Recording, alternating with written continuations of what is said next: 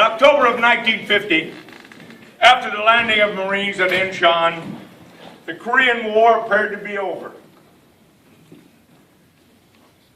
The UN troops had pushed the North Koreans across the 38th parallel.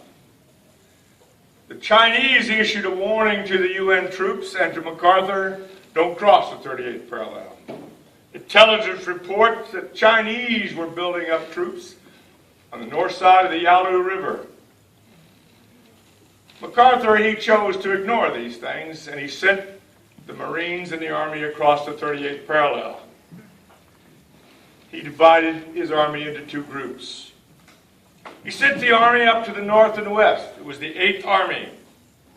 He sent the Marines to the the Chosin Reservoir. The Chosin Reservoir was less than 50 miles from the Yalu River. You see, the Yalu River is the border between North Korea and China. But sometime in the month of November, China started sending troops across the Yalu River. 120,000 troops went across the Yalu River into North Korea. But about this same time, a massive cold front hit North Korea. The daytime highs were 0. The nighttime lows were 25 to 35 below 0. The Marines in the frozen Chosin Reservoir, they couldn't shut their trucks and jeeps off. If they did, the fuel lines would freeze. The batteries would split. Their bottles of plasma was frozen. They had a real hard time giving morphine because they were frozen. The corpsmen had to stick them under their arms to warm them up to give a morphine shot. But there was one good thing, if you want to call it good, about the cold. If you got wounded and you were bleeding, it was so cold your wound would freeze. And that would stop your bleeding, if you want to call that a good thing. On November 26th, the Marines were attacked by those 120,000 Chinese troops. They completely surrounded them at the Chosin Reservoir. There's only one road that goes into the Chosin Reservoir, and they took control of it also. It was pretty apparent real fast that the 1st Marine Division, there was 14,000 Marines up there, and it was pretty apparent that they were in deep trouble. They couldn't be replenished because of the weather. They couldn't get air support because of the weather. So MacArthur didn't know what he was going to do. But he called up there, radioed up there, then told them to retreat and come down the road and come to the port of Hung Nam. And there would be ships for them. Typical Marine general, he said, well, we're not going to retreat. We're going to advance in another direction. And that's exactly what he said. So that's exactly what he did. He formed a column of those 14,000 Marines, and they started south. Now the road to the port of Hung Nam is narrow, it was crumbling, it was steep, and it was 78 miles from the Chosin Reservoir to the port of Hung Nam.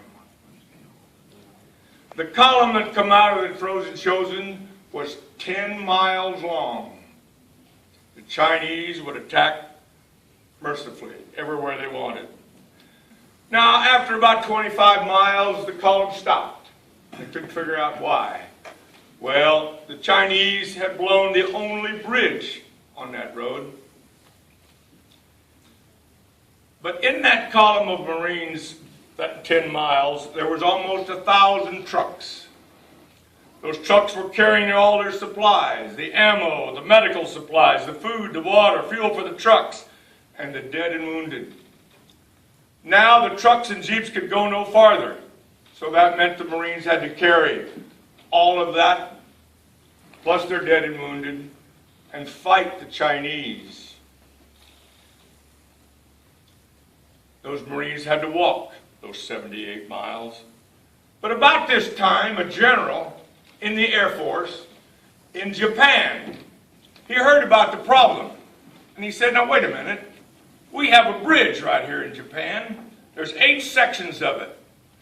The bridge is made to put on a truck and carry and build a bridge. It's not to jump out of an airplane. Now you must remember the Air Force in 1950 was 4 years old. They hadn't done a lot of airdropping of things. But he said maybe we could drop those 8 sections of bridge to those Marines on the side of that mountain. And that's exactly what they did. Each section weighed 2,000 pounds.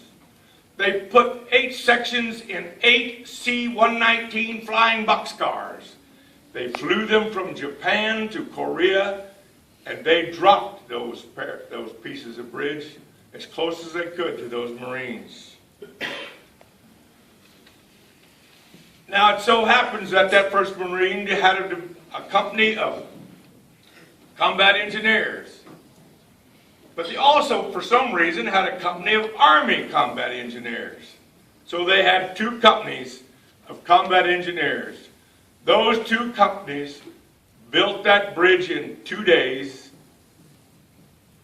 and the column started to move again.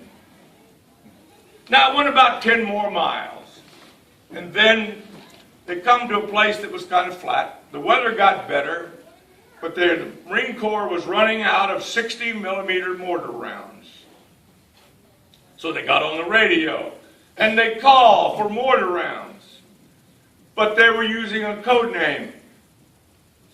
They said, this is high priority, we need this as quick as possible. We need as many Tootsie Rolls as you can send. But the Tootsie Rolls was a code name for 60-millimeter mortar rounds. Well, as it so happens, the gentleman that was on the call that day was his first day. He didn't have the list in front of him, the code names for Tootsie Rolls. So guess what he sent? Marines got the drop. It was thousands and thousands and thousands of Tootsie Rolls. Now, it turned out to actually be a blessing in disguise. You see, the Marines hadn't eaten for days. Their sea rations were frozen. The Chinese would attack at night, so they couldn't build a bonfire and heat the sea rations. So they hadn't had anything to eat for days. So it turned out to be a blessing, something to eat. The Marines stuffed their pockets with Tootsie Rolls. But they also found out they could do something else with that Tootsie Roll. They put it in their mouth. The Tootsie Roll is frozen. They stick it in their mouth, and it would become soft and pliable. Now, the Chinese had been shooting holes in all those trucks, radiator hoses, all kinds of things. So these Marines, they took the Tootsie Roll out of the mouth, they stuck it on the holes, and they adhered to it. They froze there, and it was almost like a perfect patch. It was a blessing in disguise. Now, when I first read about this story, I said, now wait a minute. Marines, Tootsie Rolls, a frozen chosen Korean War, is this really true? Oh yes, it's true. It's in Ripley's Believe It or Not, if you want to read about it. But I knew I had some other way to check, because I belong to the Marine Detachment here that meets here once a month, and be here next Tuesday, by the way. But in that detachment, we have 3 Korean veterans. Now, what's ironic about these 3 veterans is they all graduated from Wichita schools. Their birthday is less than 1 week apart. They're all 3 87 years old. So I went to the first one and I said, do you remember Tootsie Rolls in Korea? No, he didn't remember them, but he was there towards the end. I asked the second one. He said, oh yeah, remember Tootsie Rolls? We got them with sea rations all the time. Then I asked the third Marine. He happens to be the oldest of the 3. He happens to be the oldest Marine in our detachment. He also has 2 Purple Hearts, and he holds the 3rd highest medal that's given by the military. He has a Silver Star. So I asked him, do you remember Tootsie Rolls in the Korean War? He said not one word. he reached in his pocket and he pulled out a Tootsie Roll.